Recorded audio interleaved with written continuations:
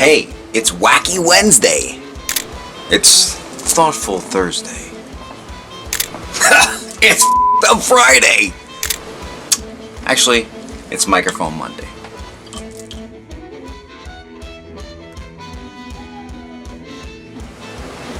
This week on Microphone Monday, I got a Shure 707A. This is the silver bullet, brother to their green bullet. This was a crystal version, however the original crystal, as most of these are, completely useless and dead. I did replace it with a strong magnetic element, a Shure CM.